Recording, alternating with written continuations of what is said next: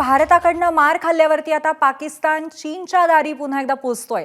पाकिस्तानचे उपपंतप्रधान इशाक दार चीन दौऱ्यावरती जाणार आहेत। आजपासून 3 दिवस उपपंतप्रधान इशाक दार चीन दौऱ्यावरती असतील। चीनच्या परराष्ट्र मंत्र्यांसह अनेक नेत्यांची ते भेट घेणार असल्याचं कळतंय।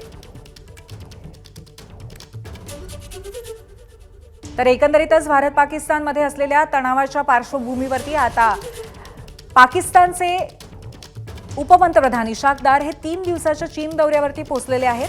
सातत्याने चीनने पाठिंबा देण्याचा आणि पाकिस्तानला पाठीशी घालण्याचा त्यांचा पवित्रा सातत्याने डोळ्यासमोर असताना आता पुन्हा एकदा चीनच्या आश्चर्याला पाकिस्तान गेलंय का असा प्रश्न अर्थातच त्यामुळे उपस्थित होतोय।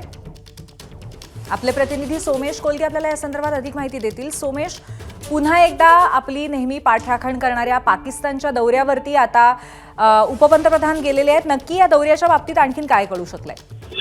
पाकिस्तानचे उपपंतप्रधान इशाक दार हे आता चीनच्या दौऱ्यावरती 3 दिवसांसाठी गेलेले आहेत आणि हेच इशाक दार आहेत ज्यांनी सुरुवातीला पहलगाम हल्ल्यानंतर जेव्हा भारताने कडक इशारा दिला होता दहशतवाद्यांना, त्यावेळी भारताने हल्ला केला तर आम्ही त्याला प्रत्युत्तर देऊ, आम्ही एक अण्वस्त्र शक्ती आहोत अशा स्वरूपाच्या वल्गना केल्या होत्या। त्याच इशाक दार यांचा दौरा आता चीनमध्ये होणार आहे। हेच पाकिस्तानचे परराष्ट्र मंत्री सुद्धा आहेत आणि उपपंतप्रधान आहेत। त्यामुळे निश्चितच अशा स्वरूपाच्या सर्व भारत पाकिस्तान तणाव वाढल्यानंतर ते चीनचा दौरा करतायत, तर त्या सगळ्याला एक वेगळं महत्व प्राप्त झालंय। आणि नक्कीच एक वेगळं महत्व असणार आहे या तणावाच्या पार्श्वभूमीवरती। धन्यवाद सोमेश दिलेल्या माहितीबद्दल।